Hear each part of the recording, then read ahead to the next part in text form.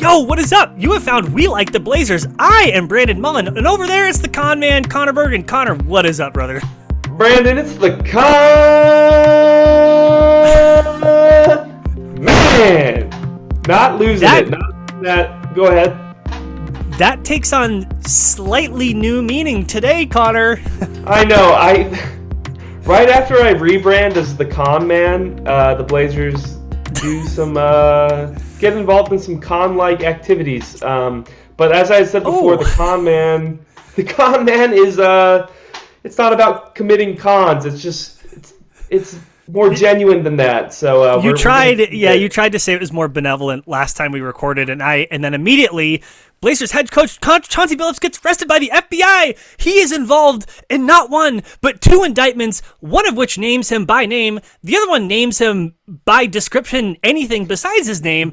And Connor, that's what we're going to talk about also maybe briefly about Master Splitter. Tiago Splitter's first game as a head coach for the Blazers completely blow away a very old and very tired Golden State Warriors team. But first, Chauncey Billups, the real con man in this situation.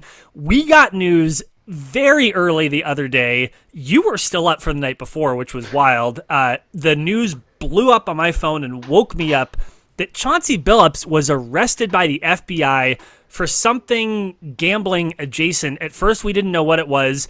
Then we found out it was because he was involved in 2019 in these illegal poker games that were organized by the mob that had all sorts of weird cheating devices and x-ray tables and card counters and quarterbacks and people with earpieces telling what kind of hand you have. Lenses that see through special things and markings. Absolute James Bond shit. That's the indictment in which he's named. There is a second indictment that has to do with betting on games and player performances where Chauncey Billups is not technically named in that indictment, but co-conspirator 8 is described as an Oregon resident who is currently an NBA head coach who played in the NBA approximately between 1997 and 2014, and co-conspirator 8 has been described as passing along lineup information before it was made publicly available. So Connor, so much to unpack here. Obviously, every Blazers fan in the universe is aware of this news. Parker has an opinion about it. Where would you like to start? First of all, clearly, just want to make clear, my microphone is a little messed up today. So sorry That's about okay. The audio up front. Wait, everybody, hold on, pause. Everyone say hello to Parker. How cute. Oh my gosh. Hi. Okay, sorry. No, I think let's just start from the beginning of this is like the most shocking news story I can remember in a while. Even without my kind of personal connection to the situation, but with it, it's even weirder. I was at the Moda Center Wednesday night. We interviewed Chauncey Billups pregame. We talked to him postgame as normal.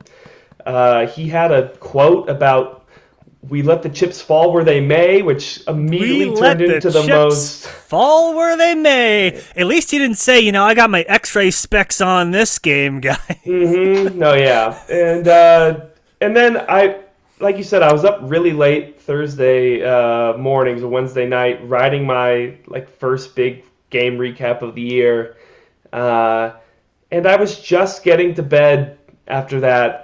Just finishing writing about Chauncey Billups and all these quotes when I got the Shams tweet that he had been arrested by the FBI. And literally, Blazers head coach arrested by the FBI. I don't need to know any more information. That just what? Yeah, I immediately got up and just started kind of pacing around and alerting the Blazers Edge group chat. You were like, anyone awake? And I'm like, well, I am now. I tried to go back to bed, and you jumped on the grenade for us and got the story up immediately, but then I couldn't go back to bed, so sorry about that. No, that's okay. Even though I hadn't slept yet, I was up for another 3 hours after that, just kind of reeling from the information. Big picture, I just started to think about what a disaster the Chauncey Billups era has ended up being if you just look at it from a wider lens. And Dave Deckard, our boss, in his big write-up on the situation, he said Chauncey Billups has an argument for going down as the worst NBA head coach in history.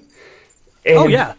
And once he said it, it kind of sunk in. I was like, oh my gosh, yeah, because the whole Chauncey Billups era was a kind of a roller coaster of obviously the beginning, him getting hired, and his sexual assault allegations from the past, and the fans not embracing him and not wanting him to be hired, and the organization's PR crisis around that, and not handling it well. And then his assistant coach gets arrested by the FBI for a healthcare fraud scheme, Milt Palacio, heading into season number 1. Dame and CJ's team, he's there to bring them back into contention. Fails immediately with that. They blow it up. Then they start trying to retool around Dame. That fails. They do this rebuild. He has the worst record in history to be extended after 4 seasons. And then he's finally setting it up. It's finally going well. And he gets arrested by the FBI. So it's just, oh man, I don't know. I think you do know, and I think that we all know. And to your point, there was a comment on Reddit that I very much appreciated. And listen, even though Parker's here, this show is not necessarily meant for children. And so sometimes we have some strong language. I mean, we try not to go overboard, but we're all adults here. And so I do, just to your point about is Chauncey Billups potentially the worst coach in NBA history? For reasons, frankly, beyond basketball, I wanted to quickly read this comment. So it says, and it sums up my feelings, and I'll hand it back to you after this, but I think people are taking a bit of a limited view on the Chauncey situation because, I mean, on the one hand, Chauncey was a criminal who bet against his own team, but on the other hand, he was also a fucking bum of a coach who always underperformed, had almost no experience, and never should have been hired in the first place, let alone extended. Oh, yeah, and then there's the third hand where he is credibly accused of rape. So, yeah, for all of the reasons, his tenure will go down as the most embarrassing tenure of a Portland Trailblazer coach in franchise history, period, full stop, new paragraph, new paragraph, new paragraph. And what I want to get at maybe a little bit, and this is just recklessly speculating, why has Chauncey Billups been given such an enormous amount of grace and patience with this franchise? Why has he gotten such a long leash? And Connor, my speculation, pure opinion, pure speculation, there seems to me to be some strain, some river of obligation or guilt that the Portland Trailblazers franchise seems to have towards and with Chauncey Billups. Why is that? Why does this franchise feel like it owes Chauncey Billups something again and again and again? And the only thing I can think of, Connor, and maybe that's not true, first of all, and second of all, maybe there are other explanations for this, but for me it comes down to this. Chauncey Billups is well respected by NBA players and around the league. Poor little Portland Trailblazers franchise, not really on the map, doesn't really have a whole lot of recognition from people. Oh, here comes a big cool guy with big cool friends, and everyone loves him. Oh, we gotta be really nice to him, Connor. We gotta be really nice to Mr. Billups. Oh, Mr. Billups, you're nice. You dap everybody up, and then you tell your own team, I don't want to see you laughing with people and dapping people up, as he himself is dapping everybody up. Does the Portland Trailblazers franchise not want to piss off Chauncey Billups for some reason? Because, again, he's been given just an enormous amount of latitude and grace through multiple iterations of a team that, until literally this year, in which he lost the first game that he coached, by the way, by blowing the lead, has not shown that he's competent in the job in which he was hired to do. I'm on a heater. All of this is just to say, Connor, it feels to me like this franchise has felt weirdly guilty or obligated towards Chauncey Billups, and I think it is very strange and very weird that it took Chauncey Billups being arrested by the FBI in order for that to finally discontinue. Yeah, I don't know I don't know, like if guilt is the right word, but I landed on the same thing when I was thinking about all this. Just again and again, the organization stuck its neck out to back Chauncey Billups and double down on Chauncey Billups, and I kind of just kept coming back to why, because he was never really embraced by the majority of the fan base. And obviously, like we said, the record wasn't anything to, they were wanting him to lose a lot, so that can't always all go on him. But for 4 seasons, the record was not something that was very encouraging and warranted getting an extension. By the way, I love your diplomacy in this moment is admirable, and I respect you. Also, I don't know.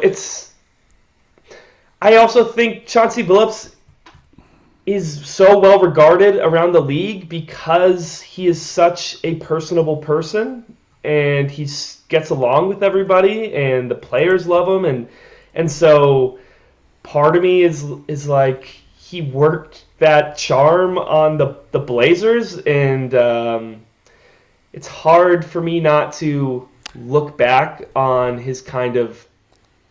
Go ahead. Finish the thought, and then I have. It's hard for me not to look back on his kind of schmoozing and like his just because he was great. He was great with media. I really enjoyed interacting with him. He didn't know my name, but he made me feel like never made me feel dumb. Never patronized one of my questions. And I was like a rookie reporter last year who asked a few stupid questions at times. But it makes me look back at just his whole persona and kind of question everything. And I just wonder if the Blazers organization got duped by that a little bit. I don't know if that's a cynical way to put it, or No, I don't think that's cynical at all. I think that's astute. I mean, in the history of humankind, how often have wealthy, powerful men charmed their way into positions of power?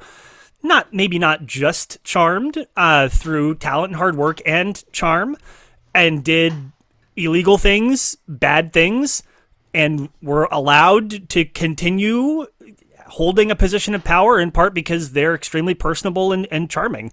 And so that, again, it's not unique to any one person. I think that's a real thing.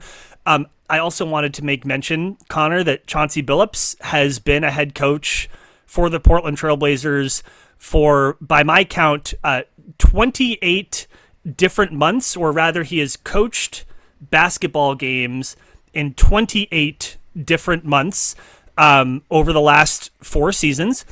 And so I want you to guess, of those 28 months that he has coached, how many of those months has he had a winning record? 1. It's 3. It is January of last season. I forgot the Dame year with Josh Hart. They probably had a winning November or like October when they started 11-4. Correct. Yeah, they were 5-1 in October that month. Actually went 6-10 then in November. But so of the 28 months that he's been there, he's had 3 winning months. That ain't great. And again, through multiple iterations of this team, it is literally only this year, only now that they have a team stacked full of players who are good at and want to play defense, that all the things that he talked about at his introductory press conference when he was first hired about defense and accountability and this, that, and the other, it seems to have finally gotten some traction. And again, we're going to talk basketball at some point, and we are seeing that at least in the first 2 games, which is pretty cool. And, you credit, I guess, to him and his staff and the players, right? The personnel who can play defense and that have executed that. But all this is just to say, I want to ask you a question. My understanding is that you've read both of the federal indictments, right? And that you're familiar with the news. Obviously, everyone is. How big of a deal is this, right? Like, I'm okay being ignorant and asking questions out to asking questions in our Slack to the editors about like, hey, I'm just curious, like, for what he is accused of and specifically named in the indictment by, and then also what he is described as doing in the other indictment, how big of a deal is this really, do you think, in your view? I think it's a huge deal. Like you have an NBA head coach. It's a huge deal, but it's on a scale of things. Okay, so you have first of all you have an NBA head coach associated with the mafia. Just like that Ouch. alone is seems unprecedented. And then the the gambling or like the tipping of the lineup to get inside information out for gamblers. It's not like obviously rigging games or like intentionally throwing games or being a ref who is calling games bad intention.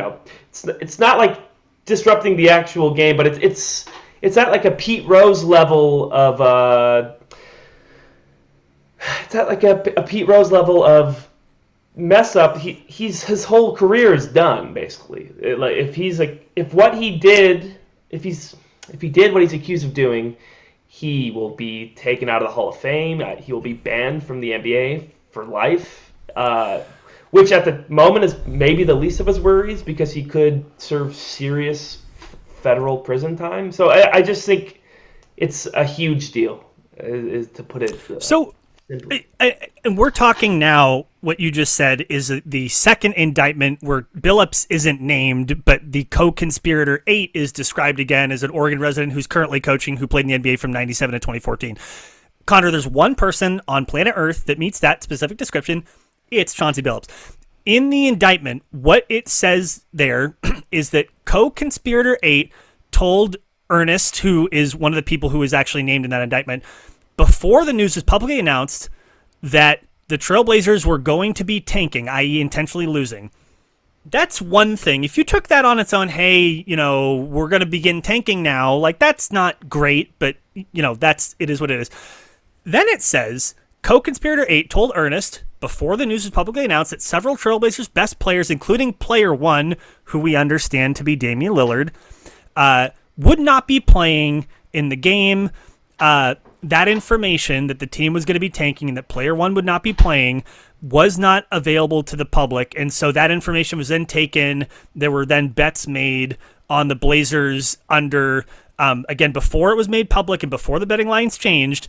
And that is the problem. So I want to pick at this a little bit more. Let's think of this from Chauncey Billups' perspective and just say, I just told a buddy of mine, like a friend that I knew that, obviously everyone knows that we're so far out of the playoffs that eventually we're going to be tanking. We're going to probably do it tonight. I think Dame's probably going to sit tonight. How big of a deal would it be, let's just say this indictment didn't exist, that an NBA head coach just casually, so innocently, Connor, so innocently just said that his best player wasn't going to play that night? How big of a deal is that in a vacuum? It's huge because he's the guy who makes the decisions. He's the He guy is who the makes the decision decisions. maker. Right. Yeah. So I'm trying to, and sorry, you can interrupt me at any point. I'm trying to look at this from the perspective of best possible intent, right? We also, this is all alleged, and so we don't know for a fact that it all happened, but generally speaking, when the U.S. government brings a case against you, historically, those cases are pretty tight before they get to this point, and that's why the conviction rate, again, historically has been north of 90%. So I think it's fair to say that it's likely that has happened, even though we don't know for a fact. All of this is to say, even if you just casually let it leak out, that's awful. I have been a public servant. I've been in public service for over a decade. I'm just a peon, an admin guy, or, I've had different jobs in different places, but I've had so much training about, public records, right? And the destruction of public records and what you talk about and on what devices you talk about and sharing information and not sharing information. And I'm also aware that NBA players and coaches and staff also get the same training that you cannot make information like that available to people before it's public. You can't do it. It doesn't matter why. It doesn't matter if it's innocent and you slipped up. The fact that you messed that up, best case scenario, right? That's really bad. It's, in my view, fireable. right there on its own, even if it were an accident, because you just can't do it, especially not in this environment where betting has become such a big deal. How do you respond to my various statements? I agree.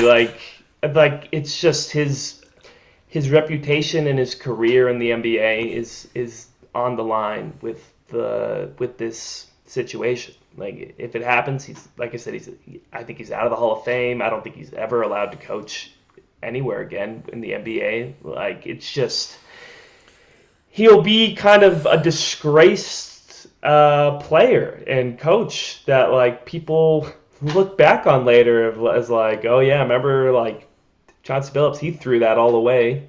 Like he's a Finals MVP, the face of this like great Detroit Pistons championship team. Like it's shocking to see somebody so high profile and who is heralded as such a leader be at the center of this whole like really shady and just like troubling situation. Yeah. So that's the indictment in which he's not specifically named, but he's named as co-conspirator 8, leaking information ahead of time, right? People made money off of it. Let's get to the other indictment, which is Chauncey Billups likes playing poker. And apparently he likes playing poker with people and also cheating them out of their money is what this indictment suggests. Here's what I do want to say, Connor, as I read through both of these indictments myself. It was not clear. They didn't get ultra specific on each person that they named. This is exactly what they did. That I didn't see that information in there. What I saw were a big list of names and then like a big list of various activities that happened, and then they named different specific times where they played poker. But like, for example, it doesn't say, and then Chauncey Billups received information and then played his hand differently. Like it doesn't get into that level of specificity. What I do want to note about this though is when you go to where the specific counts are in this indictment, and Chauncey Billups is named in 2 of these counts, count 1, wire fraud conspiracy, and count 4, money laundering conspiracy. The thing that stuck out to me, and I'm not a lawyer, was, again, best case scenario, best possible interpretation is that Chauncey Billups was asked to play poker, and he likes poker. And so he went and played poker. I didn't know. Oh, right. Oh, I don't know why he'd make that noise, but sure. So, okay, fine. You were asked some of the same people who are named in both indictments you're apparently connected with, and, you know, the mob is involved and all that's kind of weird. But the part that stuck out to me was that, again, this is alleged, in both counts, it says name, Chauncey Billups, name, together with others, did knowingly and intentionally conspire to ... knowingly and intentionally. So if folks are curious, and of course they're not going to like name you because you were suckered into playing a poker game, even though it doesn't get as specific as maybe I was hoping as I read through these indictments, it says directly that there was intent there. Again, obviously you're not going to arrest someone if you don't think that they intentionally broke the law. It does get specific about that, so I just wanted to make that point clear. Mm-hmm. I think pick up the ball and run with it. I don't know where I'm going with this. Look, there's a lot here, Connor. Or there's been a lot happening. How big of a deal is this? Dude plays poker and he, you know, come play poker with a celebrity. Okay, cool. And they go and they do that, and then they use cheating machines in order to take their money from them. And the mob is involved. Well, and I seems like a big deal. This should have been my point to what you said. He was the face of this operation, like the celebrity face. One of them. Yeah, one of the celebrity faces to bring people in. Which, by the way, no offense, couldn't they do a little better? But anyway. Did you see the Daily Show clip?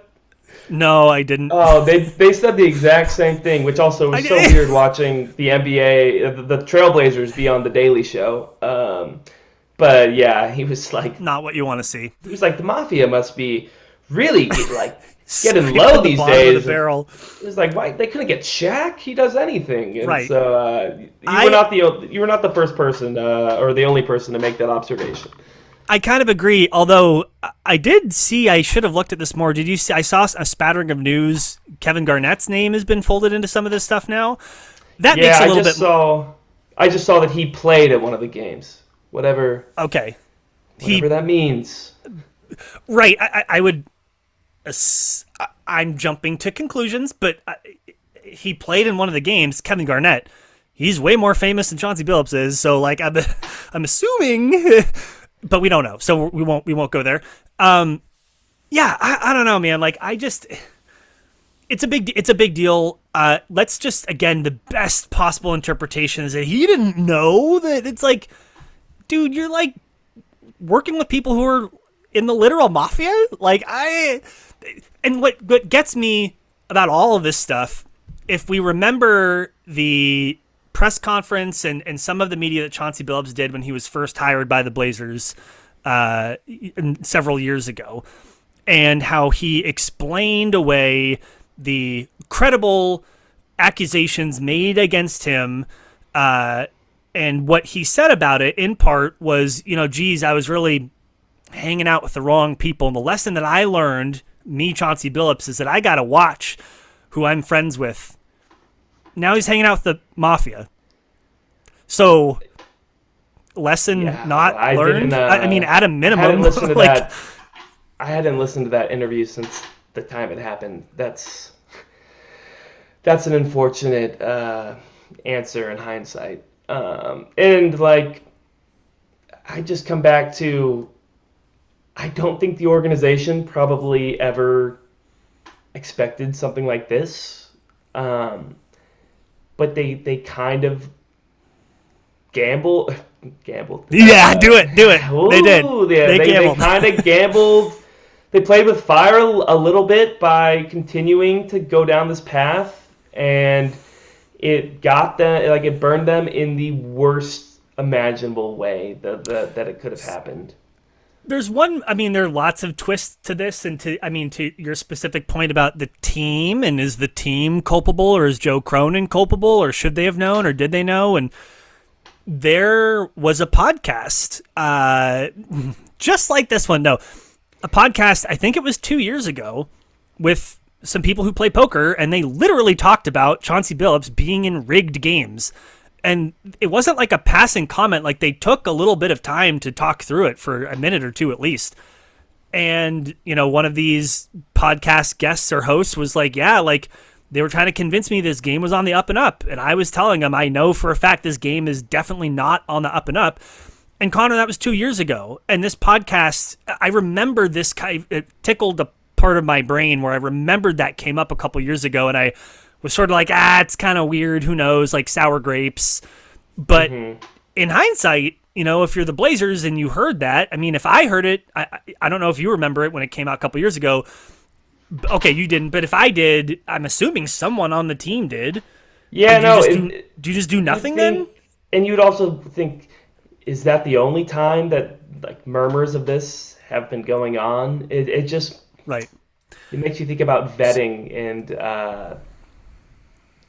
just they either were turning a blind eye or I don't know. It just doesn't look good. It makes you think that there's more.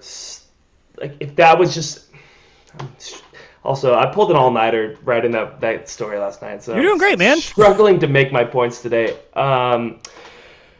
It just makes you think. Yeah, they really could have done a better job of seeing what some of this stuff was about, or looking into it, or they should have been aware.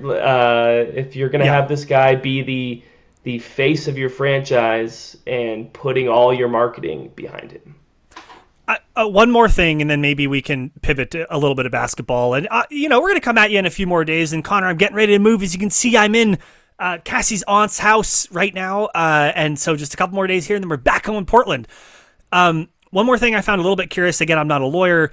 The indictment that was filed in the U.S. District Court, Eastern District of New York, the indictment that has to do with the poker, the date on that indictment filed October 9.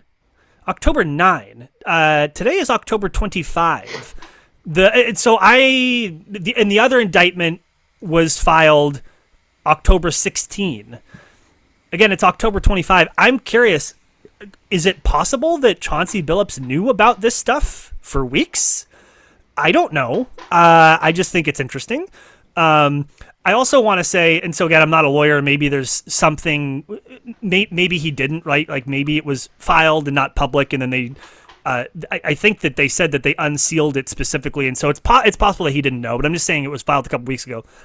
Last thing I'll say, and I want if there's anything else you want to hit on these points. I'm glad. I have thought this many times, but I'm just glad that I'm not Chauncey Billups, man.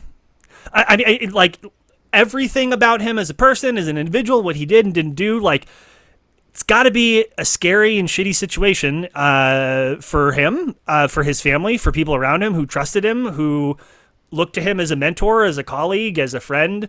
It's a scary and shitty time. And so I'm not, you know me, like you've heard everything I've said. I'm not excusing anything about the man at all or any of his actions, but I'm just saying that the reality of this stuff, it's heavy and serious. And I hope that people can especially treat those who may be close to Chauncey Billups, including team staff, with respect and care, and maybe even some gentleness during this time, because it's hard and scary, and it's definitely not anyone else's fault. You're not responsible for what someone else does, and so all to say it's a rough time, and so I want to be at least somewhat mindful of that. I'm glad you said it, because the story is so nuts, and it's kind of like a rush to go through the last 2 days when it's all coming out, and there's all this crazy gadgets for the cheating, and it's all these mafia names, and like it's kind of just like a what the hell, like and it's easy to just get caught up in that and just kind of make light of it just for how crazy it is, but it is very serious, and I feel bad, like you said, for the players and people close to him who viewed him as a mentor and a leader, because like these are all allegations, so obviously like innocent until proven guilty, but that can feel, I would imagine, like a betrayal on some levels when somebody you're close with. That's the word I was going to use, yeah. Yeah, when you're working that closely with them and interacting with them on a day-to-day level, like that can be a very like emotional situation, to see that happen. 100%. Is there anything else specific about the Chauncey Billups news you wanted to cover before we talk a little bit about the basketball? No, yeah, let's dive in. I can start on this one. I was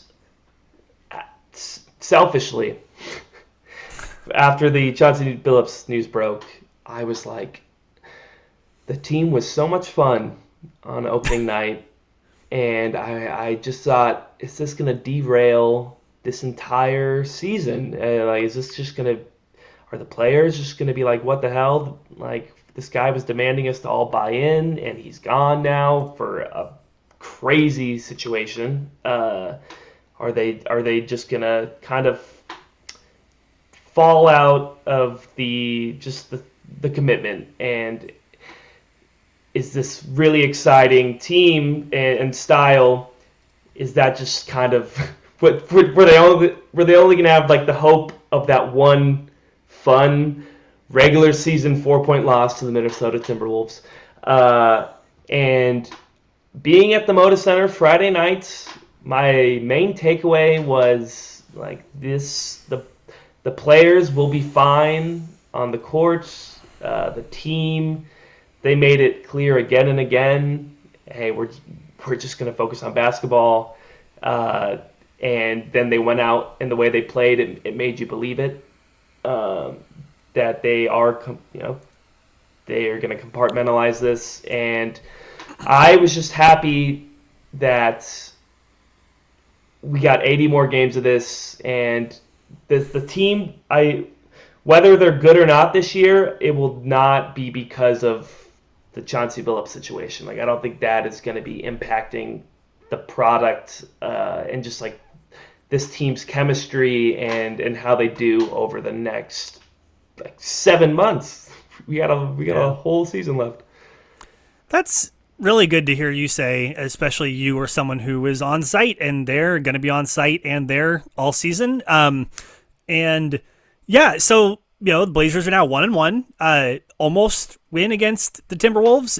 Definitely win against the Golden State Warriors. I do one caution is that as good as they looked, I think in both games, most of the time, the Warriors were coming off back-to-back double overtime. They're all old. Al Horford didn't play because he's old. And the Blazers are playing so fast after, I don't know how many times we've heard over the years the Blazers say, we're going to play faster this year. They're actually playing faster. They have players who like to play fast and thrive playing fast. And so that's great. The other thing mentioning that Chauncey Billups, of course, is not coaching the team and probably never will again. Team is being coached by Thiago Splitter, who does not have any NBA experience, but does have experience coaching internationally. Obviously was a player in San Antonio under Greg Popovich for as much as you think being a player under a coach makes you more like that coach for a long time. Also reported that the Blazers considered making Nate Bjorkgren the head coach, and the reporting I've heard is that Bjorkgren was the one who said I would prefer not to and prefer to stay in my role focusing on the defense. Who knows how much of that is, trying to give him some grace for a decision that was not in his hands, or maybe that's totally true and he decided it himself. But anyway, Thiago Splitter is the coach. Connor, what is it that you're seeing? 2 games in, again, small sample size. Again, the game against the Warriors, they were, especially near the end, they faded hard to be expected. What specifically are you seeing that's making you feel so optimistic about the coming months and the next 80 games? Just that my worst fear was it was going to be a sad trombone opening. Yeah, like it was just because yes, the Warriors were on the second. Was that a good enough version? I think that was pretty good. And they were on the second night of the back-to-back, and they are old, but the Blazers took care of business. And Thiago Splitter even said the game plan. Not only have they been going really fast lately, but knowing that the Warriors were on a back-to-back, the game plan was more focused on going even faster, and so it makes sense that they ran away with it. And I think doing no pun intended. Doing what you should and taking care of business in this situation is deserves, I think, an attaboy. Also, Thiago Splitter talked about, people are like, hey, are you going to change the system? Like, what are you going to make this more your identity on the team? And in the pregame, he was like, I already have implemented some of my system. Like they brought me here to do that. And he said, me, Chauncey, and the coaches collectively put this together. And was Splitter, was his responsibility more the offense, Bjorkgren's responsibility more the defense? Okay. Yep. Bjorkgren's leading the deed. Yeah. And something, and again, I'm not, I need your help. You can disabuse me of these notions. Something that I have seen and something that you've heard on the Blazers broadcast from Lamar Hurd is, like the offense will be fine because the defense is going to be so pesky and chaotic that it's going to create transition opportunities in their offense, and therefore they're going to naturally kind of stumble into points via their defense. We saw some of that last night and against Minnesota. Like, I'm wondering how viable that is as a broad strategy for your offense. Like, I'm dumb. That doesn't seem quite right to me. It seems like maybe some found money and maybe like a tertiary or secondary part of your offense, but I can't imagine that that's the entirety of what they want to build their offense around. I'm sure that it's not, but I'm bringing that up as something that I have heard kind of in the sphere of Blazers chatter.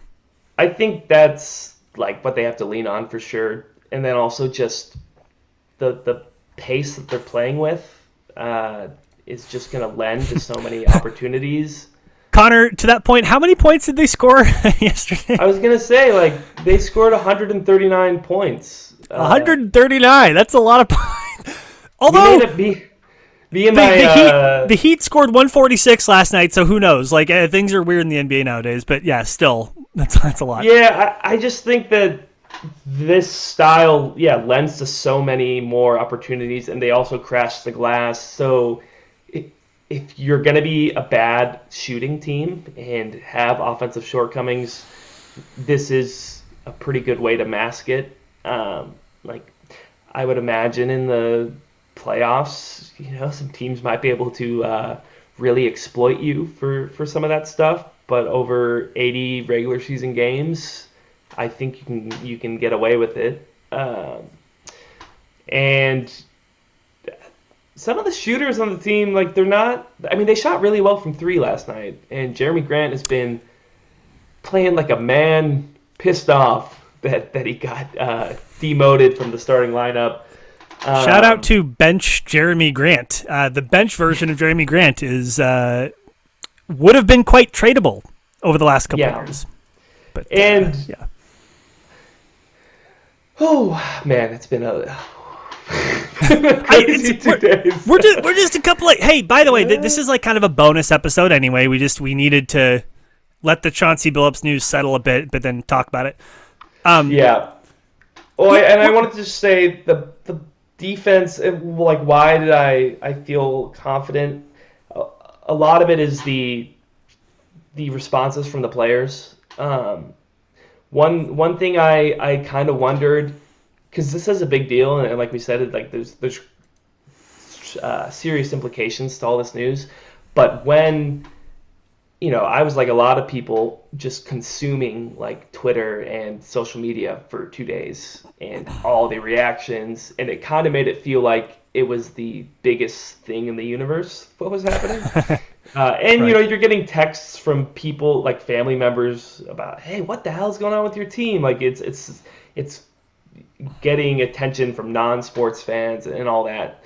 And I started to wonder, am I getting like reality distortion a little bit, just by that kind of echo chamber? And Matisse Thybulle, who is becoming my favorite interview, he spoke with reporters in the locker room, which a little peek behind the reporting curtains, and something that I'm learning is the locker room. You get much better and more like layered answers and more detailed answers than you do at the podium as a part of like the press conference. It's a lot more casual. Something about being naked that really makes you put your guard down, huh, Connor? Clothes all were on. But Matisse talked. He addressed that straight up. Nobody even totally like. I didn't lead with that kind of premise, but people were talking to him about it, and he basically said like, I feel like the media is trying to make this huge thing that we are like this team that's going through this big burden and we have to overcome it and rally together. And he basically was like, this is basketball, this is our jobs, we're always going through stuff that a lot of you don't even know about, and like we all just compartmentalize it and tap in. He basically was like, it's not as crazy of a deal. Yeah. It's not impacting this team in the way that some of these stories are making it out to be, and all this attention is. I want to say something about that. If you told me that in a vacuum, that these events happened and then one of the players made those comments, I'd be like, bullshit. But coming from Matisse Thybulle, knowing him a little bit and also hearing how he talked about that specifically, I believe him. Also, like, Matisse Thybulle, like, just, God, what a cool dude. And really great to see him healthy and on the court. By the way, was a plus 22 last night. Yeah, He's plus 22, only trailing Tamani Kamara, who's a plus 23. But no, Matisse Thybulle, cool dude. Again, that sounds a little like there's no way that could be true, but it is true. it felt true too because of how Yeah, much he reiterated it. It kind of felt totally. like he even told us, like, because he was kind of, calling out the media a little bit, and he Yeah, said, "No offense, like I'm not," and right. no offense was taken. And I love it. I love this dude. He I don't think, again, I don't know why I'm going to psychoanalyst mode, but it's not like he wanted to flex on you. It's like, I really want y'all to understand this, and I'm being real No, with you. And it's yeah, like, yeah, like, it was I just think he cool. had Again, just like, I appreciate people like that. yeah, I think he had just like a bone to pick of like just about the Yeah, truth. Like I think he just wanted to totally. say, yeah, just to put a Let me tell you. kibosh to all of this stuff and kind of like don't even try to like do your really emotional article tonight about like Yeah. how The I am team handling overcame this. this. Yeah, totally. Yeah, and And I mean, oh, yeah, so but well, they're, uh, you go ahead because I was gonna make a separate point. well, they're professional athletes, and so, yeah, they're going to get on the court and play Yeah, basketball. exactly, and uh, just talking about Matisse Thybulle, why I feel still so excited. Forget about the offense. The defense is so legit.